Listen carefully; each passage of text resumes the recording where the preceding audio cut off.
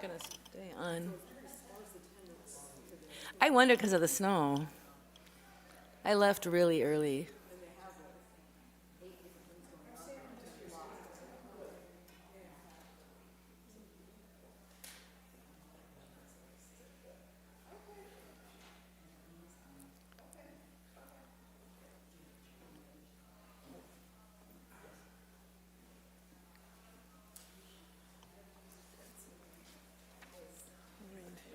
Yeah, careful there. I know, I'm watching the cord. Okay. All right. Okay. So, good morning.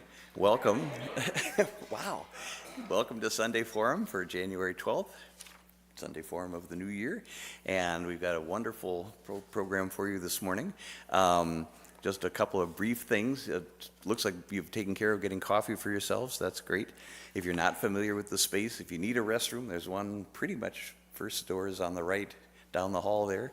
I don't think we'll need hearing assist devices. I think Sarah and I are capable of filling the space with the, the help of technology, of course. So I think we'll do fine that way. Okay. So it's my pleasure to welcome Sara Adams of Minnesota ICOM, who will be our presenter this morning and will be talking to us about specifically the ICOM aid program. And back in my day, aid was assistance to immigrants in detention, and I think it's now become Asylees, Immigrants, and Detainees. So the broader range of people that ICOM is providing services to, and Sarah will give us more information specifically on the services that aid provides, and maybe even how we might be able to be more involved in the future. So please welcome Sarah.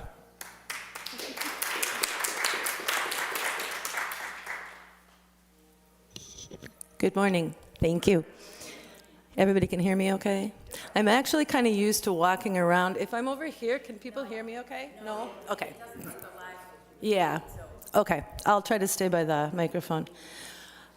Well, thank you for inviting me here today. Again, my name is Sara Adams, and I'm the director of the AID program, which is part of Minnesota Interfaith Coalition on Immigration. We're more commonly known as ICOM. If you want to look up our website, there it is. And there's actually 3 programs inside of ICOM. So I'm just going to briefly mention the first 2 and then focus more on the program that I work with. The first one is Vigils in Court Watch. Some of you may have been to a vigil once upon a time or recently. We do vigils at the Whipple building, which is over at Fort Snelling. We do them the second Tuesday of the month. And they are at 7:30 in the morning, so it does a little bit of an effort to get there. They are live streamed. And the reason we do them at the Whipple building is because that's where immigration court is held. So originally, I believe the intention was to stand outside the Whipple building, and as groups of people leaving, usually for deportation, they would be able to see the support in the parking lot. We also have people in ICOM who do court watch. A lot of them do it formally, which is more through the advocates of human rights, but they are involved with us as well. And so if anybody's ever interested, you can go into immigration court. You could go with someone from ICOM and that knows a lot about how immigration court works. They're open to the public, at least the general ones are. I think some of the actual like final hearings, especially if they involve children, are not open.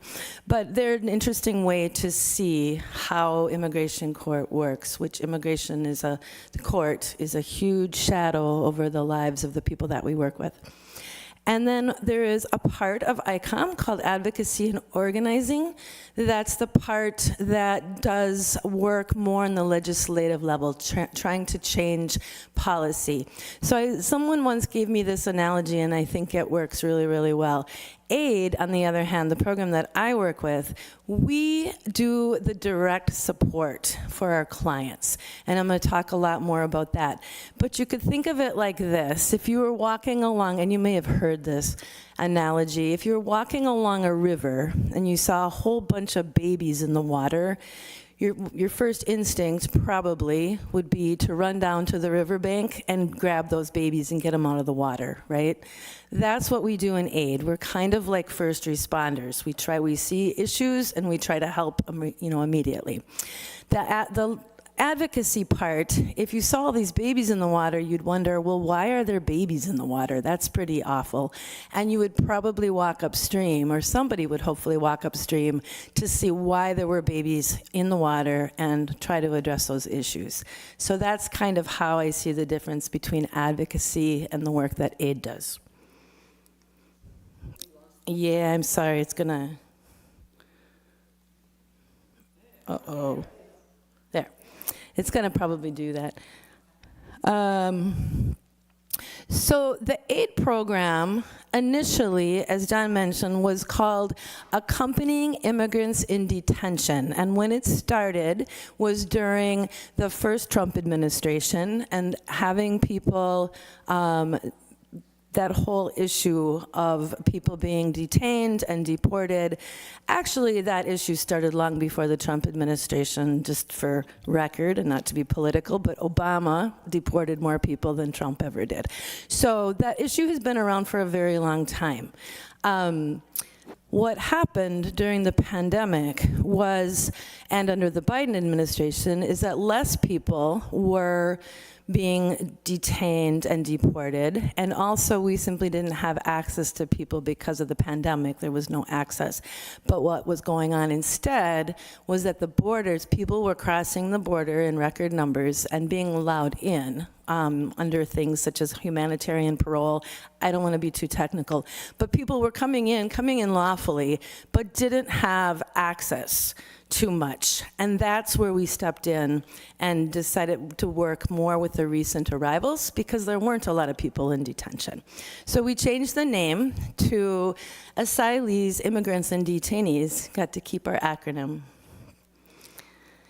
And what we do is we provide material and emotional support for the ICOM clients. If you look at our website, you'll see that what we try to do is prioritize help for immigrants for whom there is no other safety net. So I'm going to try to explain a little bit this way. People who are refugees are vetted for asylum outside of the United States. And once they come to the United States, they've already been vetted, they've already been granted asylum, and they do have access to some sort of formal support. It might not be great access or great benefits, but for example, there will probably be some housing support, some food support, that kind of thing. Those aren't typically the people that we work with. We mostly work with people who have crossed the border, the southern border, and are seeking asylum or some other form of legal status in this country. But while they're going through that process, they don't have access to the same kinds of support that, for example, refugees would have. So there is no housing support. There is no food support. There's virtually nothing.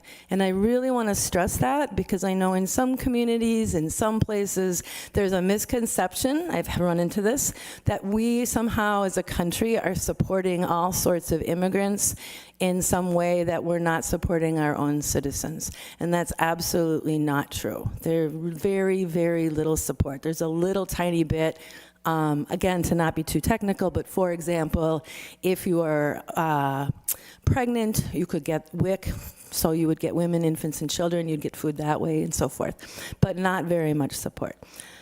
We use an accompaniment model. And what we mean by that is that going beyond just being a charity for people where they can come and get some resources, we try to use relationship between our volunteers and the clients that we serve in order to really find out what it is they need to stabilize, and then what it is they need to continue to be stable or to grow into a stable situation. Shoot. Drive me nuts.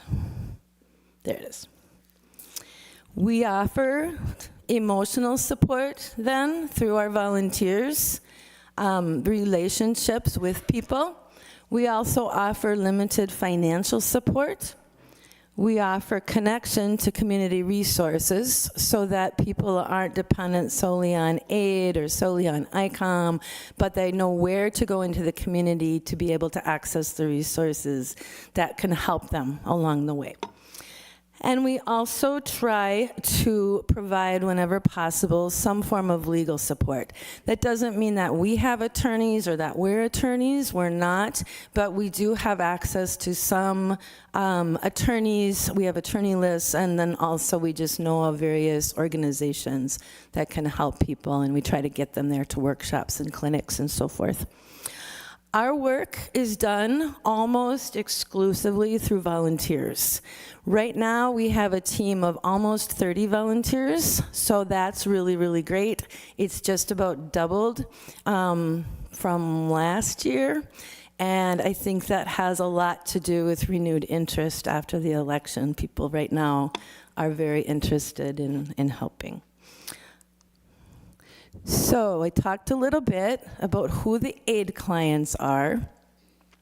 We work with about 50 families each year.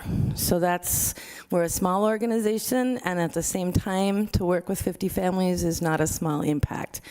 In 2024, over 80% of the people that we worked with were eligible to seek some sort of lawful status. And so what I mean by that, again, is people are able to, they come across the border and they are eligible to seek asylum or temporary protected status. Others are eligible to seek things like DACA, Violence Against Women Act, and so forth. So it's a lot of different terminology, but basically most people, at least in the last few years, have been eligible to seek a legal status in this country. They're not here unlawfully for the most part.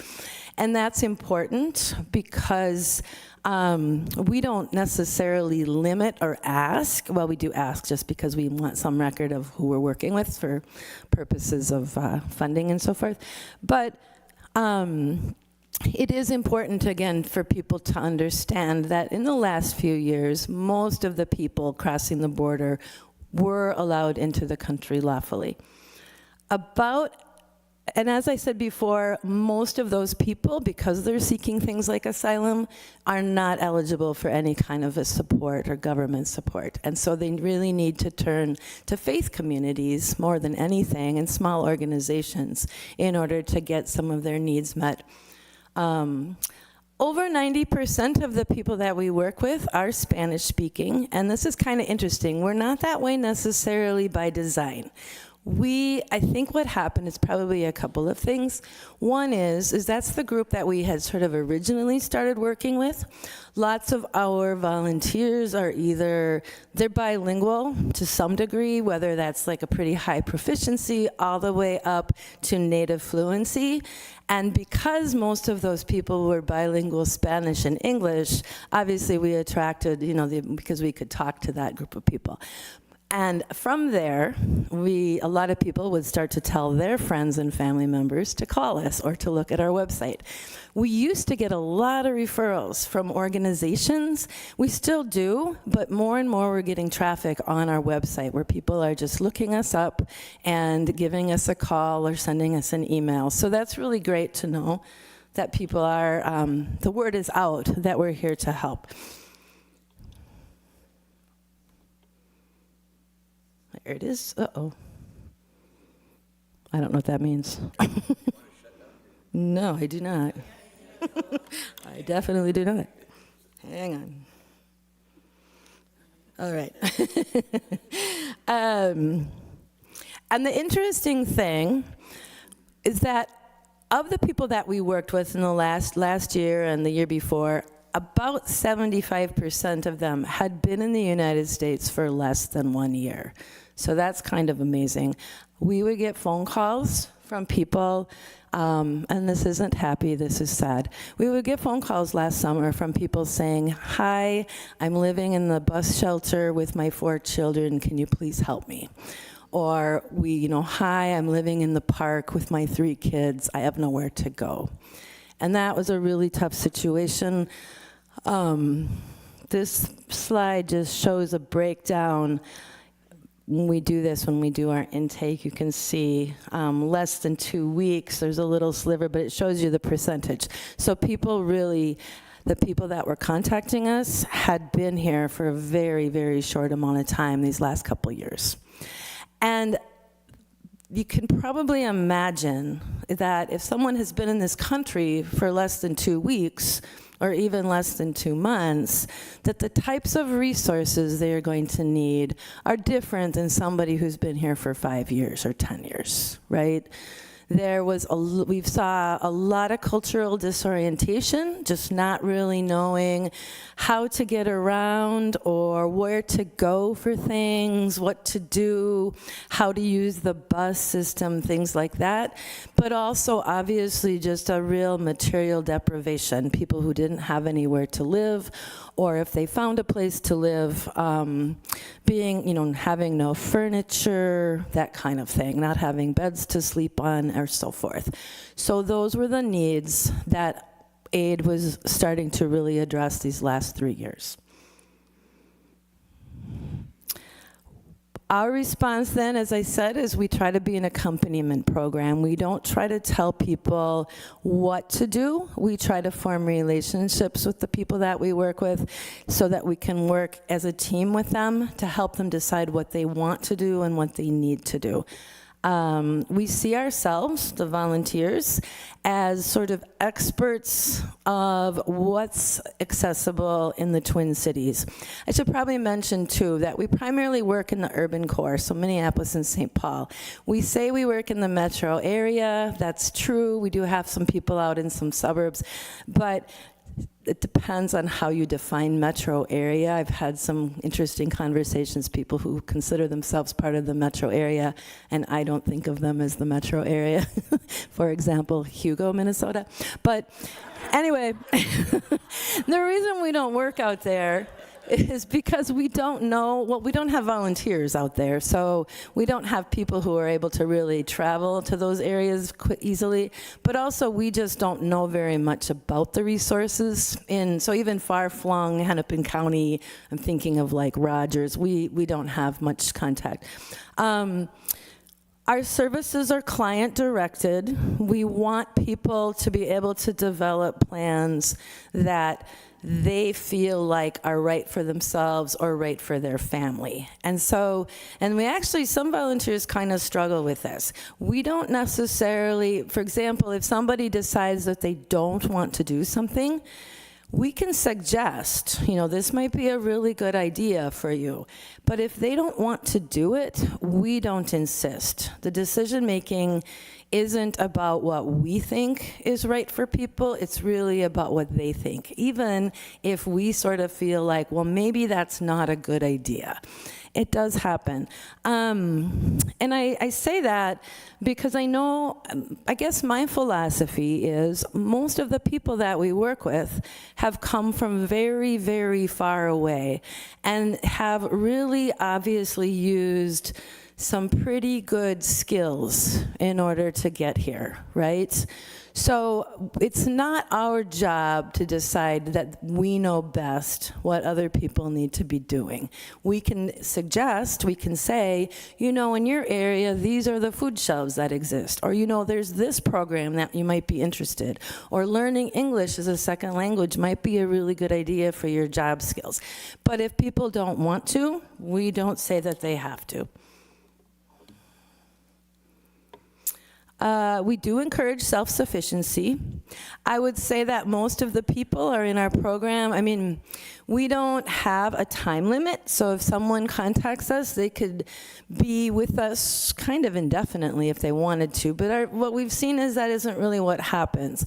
I would say most people take about 6 to 9 months, maybe a year to really stabilize, and then most people really want to be self-sufficient, so they're not terribly eager, in most cases, to continue to rely on us. We have our exceptions, but we really do encourage self-sufficiency.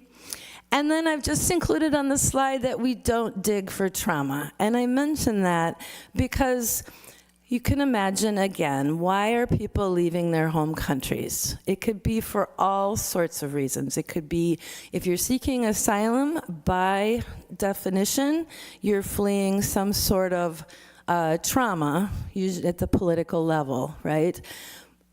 People with temporary protected status, again, the whole country is in turmoil and there's some reason why people can't go back.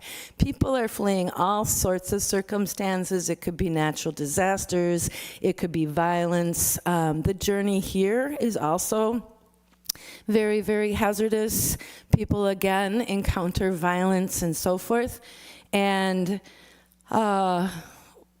when we encounter a family, when they inquire into working with us, we don't ever actually ask for their story. I think that surprises some people. I think sometimes the volunteers think, oh, I'm going to sit down and I'm going to find out what has happened to this person. As you're working with someone, you might get to find out what has happened to that person. You might not, right? Because we don't actually dig.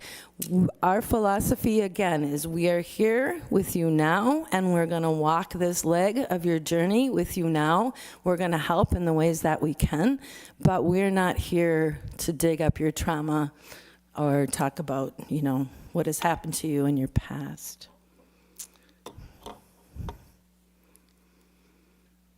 So the first thing we do in aid is our first response is to focus on basic survival, what the person needs really for basic survival. We do an intake, and during the intake, we just try to determine what it is that the person is really looking for. We have a list on our intake sheet. It's got probably 15 things listed. They could also name some others, and one thing that sometimes people do is they'll say all 15 are things that they really need. So then we have to say, well, of these things, you know, what is number one and number two that you're looking for right away? And because we've been working with people who were here for maybe 2 weeks or maybe 2 months, it really did come down to the absolutely most basic things: food, clothing, shelter, right? Which is sort of sad. The food, we can get out emergency food really, really quickly. We try to do that within 24, 48 hours.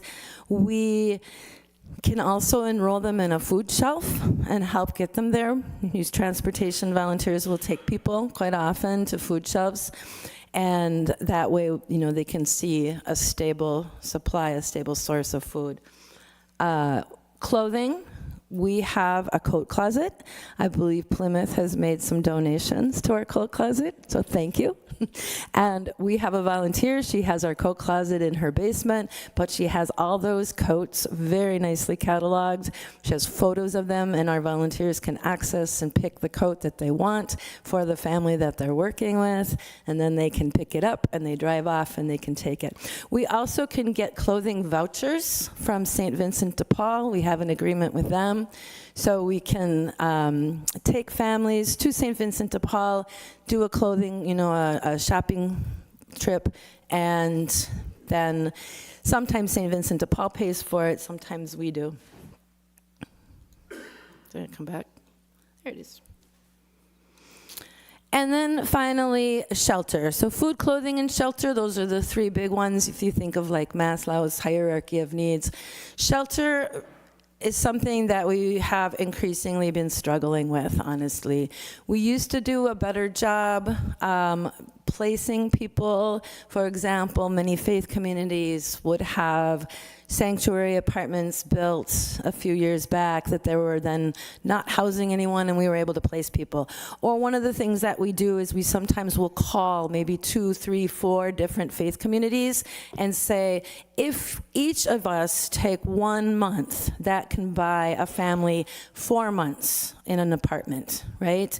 And so it's not a burden just on ICOM, it's not a burden on any one particular faith community, but it's a way where we can buy them some time. Because obviously for a family, it's a lot easier to figure out what you need to do if you have a place that's warm, that you can go to sleep at night and so forth. And once we've addressed those emergency needs, then we move on to looking at people's stability. What do they need to do in order to become stable over the long term? And almost invariably, what that means is finding a job. And as time has passed, I've been working with immigrant communities since about 2010. And as time has passed, it's become harder and harder and harder to find work unless you have a work permit. It's just because of everything being electronic and interconnected and e-verify and so forth. So in order to get a work permit, people need to formalize their legal status. And as you remember, I said about 80% of our clients are here able to apply for a legal status that will get them a work permit. It doesn't mean that they'll get asylum in the end at all. In fact, probably, honestly, most of them won't, not because they don't deserve it, but because the asylum process is that difficult. But it is a process that takes, boy, I don't know, 5 to 8, 10 years. And the backlog is getting worse and worse, or has been. So in that interim time of many, many years, people do qualify for a work permit, which can help really stabilize them. And then once they find a work permit, then we can try to help them find work. We often do that with other agencies who have a little bit more access. But some of our volunteers will sit down with people, help them, write a resume, put it on Indeed or another job site, look for work, and so forth. So, because we just know that if people can get jobs, that's really the key to long-term stability. There's a whole lot of other issues, things that we help with in aid. We have a contract with bridging, so we can get bridging furniture. We have the TAP cards for, transit. We have all sorts of things. So we can really help people with many, many different issues. It just kind of have to cater it to the family and what they're hoping for, what their needs are, and it can be a lot of creativity put in if someone comes up against some sort of stumbling block, and the family and the volunteer have to sit down and say, how are we going to make this situation better? So I mentioned a lot of these already: emergency support, bus cards, food shelves. The things that people do are volunteers, a lot of them. There's different categories of what volunteers do. Some of our volunteers don't really work with families, but maybe they're fluent in another language, usually Spanish, and they're willing to be at home and do intakes.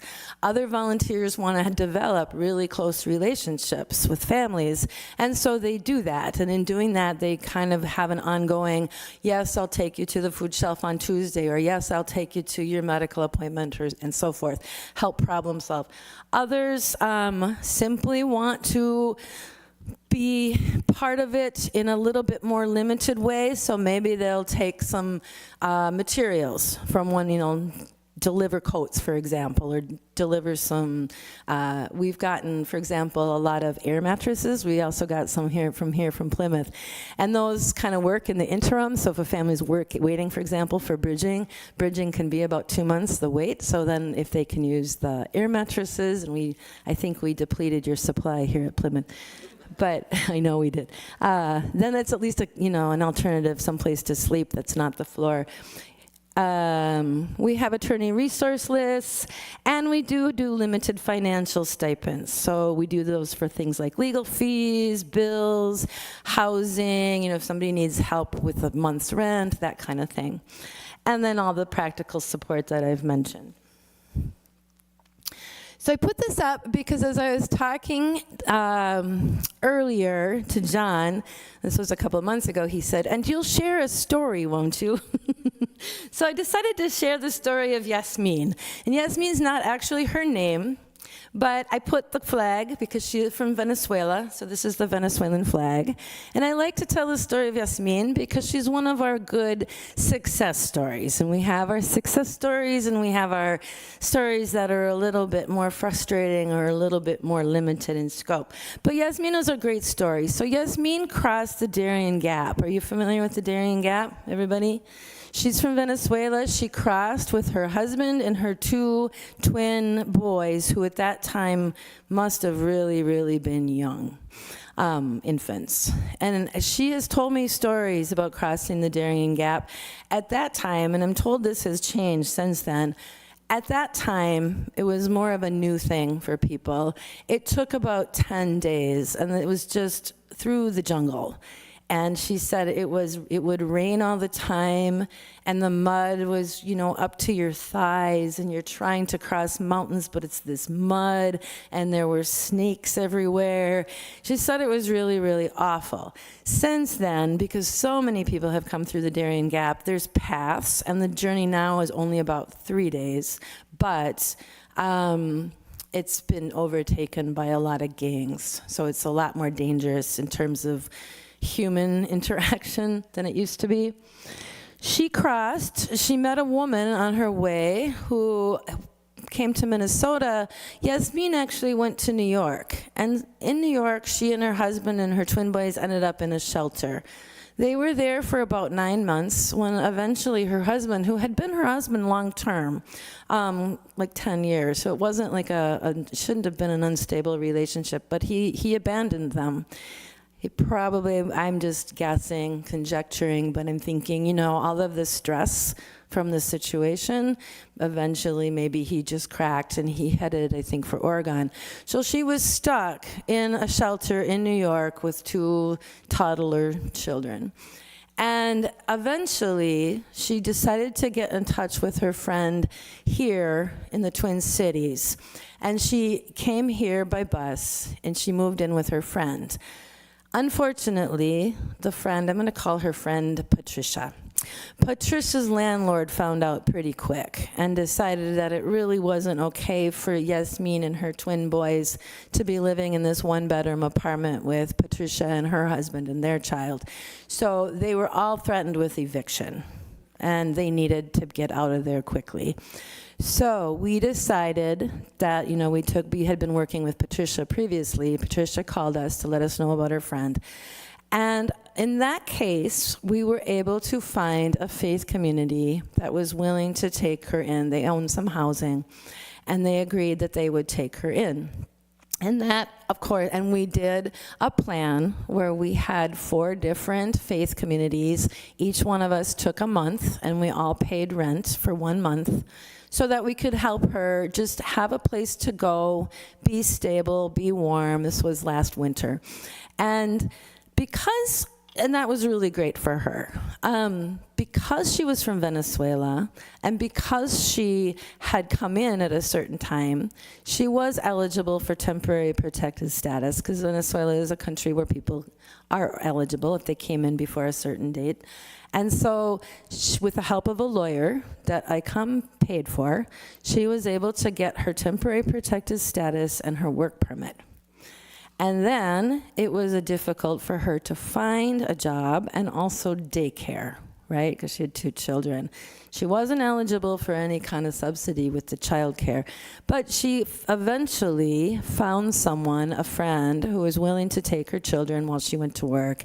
And again, an ICOM affiliate just happened to know of a place that was hiring.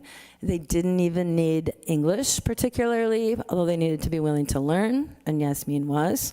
So she got a job.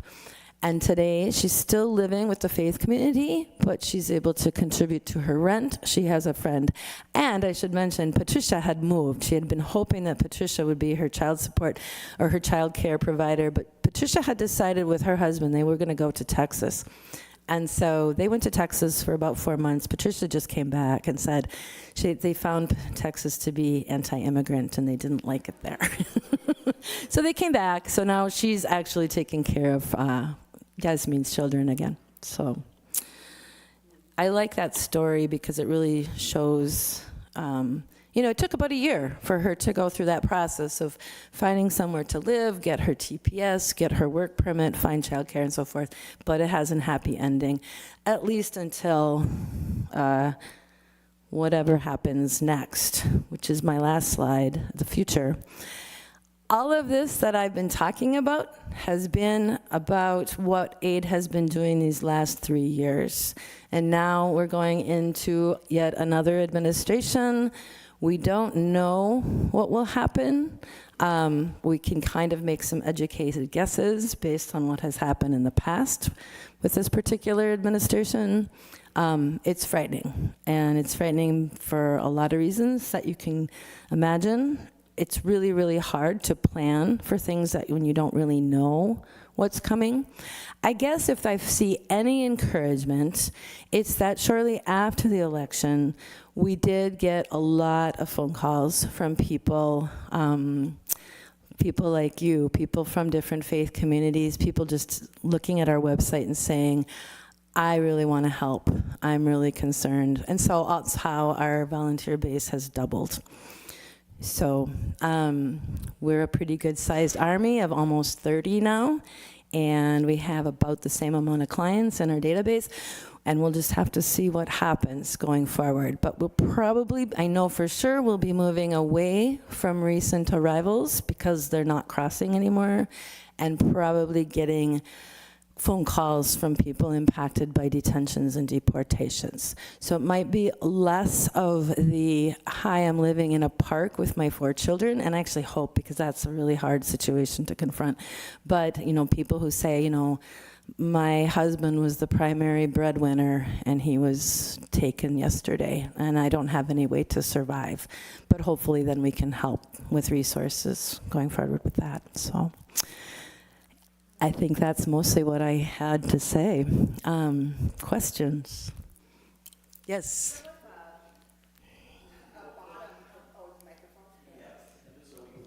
People who watch it on a recording later will be able to hear you. I think it's on. Yep. I'm wondering if you have sort of a threshold for who qualifies, or suppose somebody has housing but they really need help with job or transportation or childcare, or but that at least they've got a home. I'm not clarifying myself very well, but is there like a minimum level that they have to be at, or would you assist people that are doing like a little bit better but need some extra assistance still? We don't really have a minimum. The only barriers really would be geographical location. We actually had a woman once call us from Canada. We had to say no. So we can help with lots of things, and we aren't necessarily looking to help someone with all of the things. So yeah, people can have just need for, help with rent 1 month, and that's perfectly fine. And I guess I'll just say too with that, then in a lot of those cases, there might be less accompaniment. Sometimes we get calls from people who have had some sort of barrier or some sort of setback, like maybe they were ill and they were unable to work, and so now they're behind on their rent. Or, they need help finding an attorney. And so we can kind of help with those things, but they don't necessarily need the whole package deal. Good question. I have a question. On Friday, our mutual friend Andre told us that every resident of Casa Guadalupana and every immigrant they know received a phone call from ICE on a recorded line saying that they needed to be prepared for deportation. Oh my gosh. Needless to say, they're all terrified. Have you heard anything like that from any of your families? No. Okay. But I think, and that was a legitimate. Particularly, they have a lot from Venezuela there. And this was a legitimate phone call? It was a recorded line. So you looked at his phone, it was a recorded line from ICE on his cell phone. And everybody in Casa Guadalupana got that call, according to Andre. I guess my first question would be to find out if it's really legit. That's what I was wondering. I'm wondering. I haven't heard that, but that doesn't mean it's not happening. But I wouldn't imagine, I don't know, I'm speculating. I wouldn't imagine that the current ICE would be putting out those phone calls to who? To everybody? And if everyone at CASA, like maybe someone got their phone numbers. But I don't know that for sure. Well, right, and there's a lot of scams that, and I think we'll see more, to terrorize people.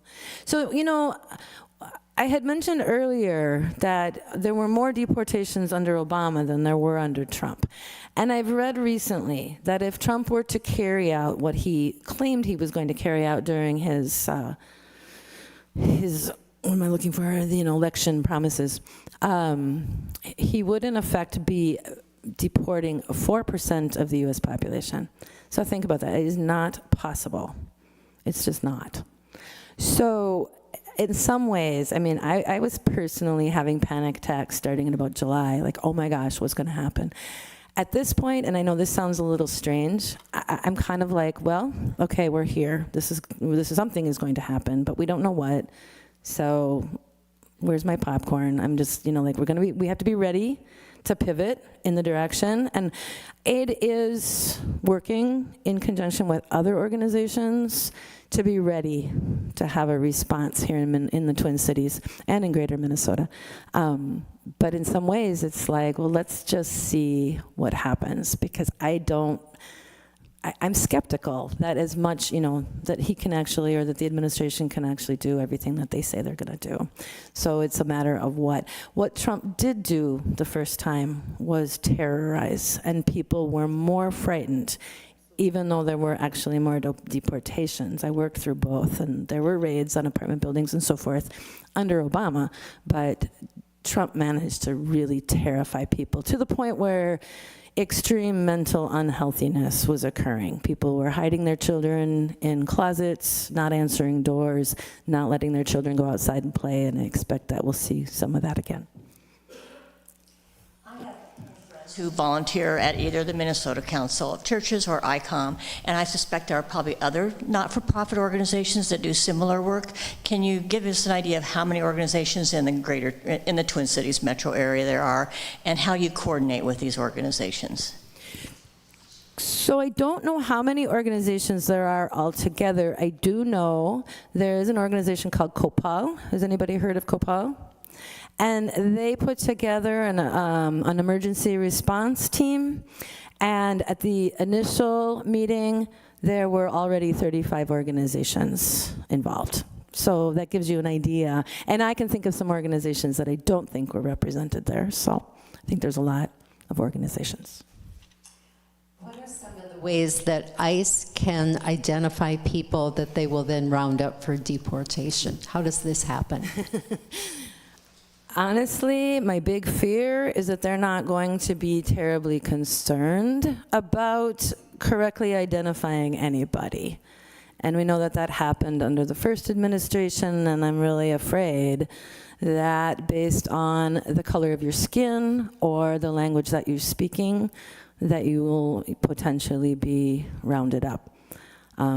One barrier I've heard, is if you are here as a citizen or a green card holder or so forth, that you have your passport with you at all times to show that you belong here lawfully. Scary. I think at the beginning you mentioned 3 categories of people that come in, I think, and is that right? And I wondered what they were.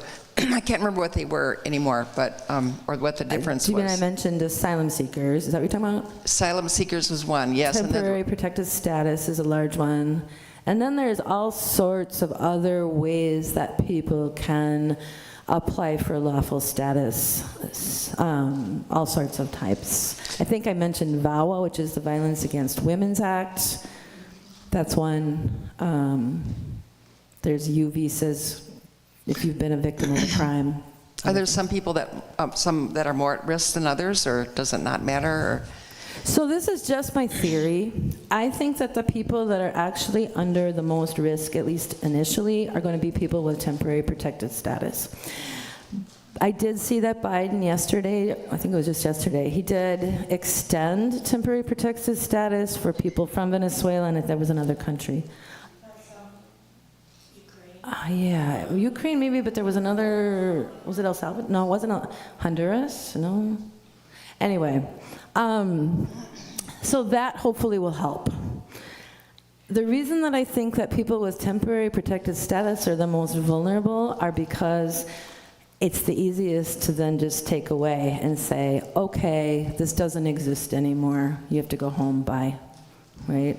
Whereas people who are seeking asylum, if they follow the law, then I imagine that people who have applied for asylum have to be allowed to work through the process of being, denied asylum before they're actually told to leave. El Salvador, thank you. Yeah. Are there churches or other organizations who are providing sanctuary for, you described the family where my husband was the breadwinner, he was taken away, that person could be sheltered and hidden and protected? I know through the first Trump administration, there were many faith communities that developed or created sanctuary apartments inside the faith communities. The idea being that ICE couldn't come to a faith community and take someone away. Because they're not, or they haven't been, they're supposed to not go to certain places, churches, faith communities being one of those places, right? I imagine that a lot of those communities still have those apartments, and I imagine that a lot of them will go back to being used for that purpose. I don't want to be a fearmonger, but I'm also have heard a lot of rumors that ICE this time around doesn't intend to honor those sort of sacred spaces, because some of those sacred spaces are hospitals, schools, so forth. So if they're not honoring it, I don't know that there's anything that prevents them from going inside of a faith community, but it might be harder, I don't know. So hope that answers your question a little bit. One other piece of that is that if you are claiming sanctuary inside a church, essentially you are a prisoner within that church, and ICE can just sit outside and wait for you to come out and then grab you when you come out. So you can't even go outside the building. I mean, you're stuck. You cannot go to work. You cannot do anything. So any other questions? Okay. You mentioned, of course, that some people have been tortured. There was, maybe, I'm guessing still is, the Center for Victims of Torture. Do you work with them? Yes, we do. They commonly refer clients of theirs to us, and when we sometimes are able to refer some of our clients to them as well. Great organization. Okay. So, can we have a round of applause for our speaker?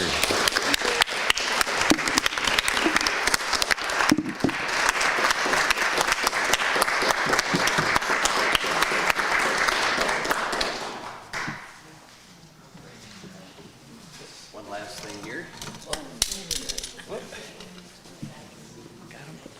Okay. So please come back next Sunday. We'll have a wonderful presentation called Journeys Through the Power of Music for Elders.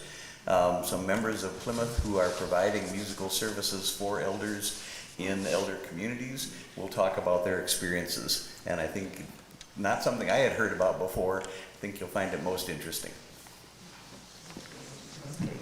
I'd also like to invite everybody to the art exhibit gallery.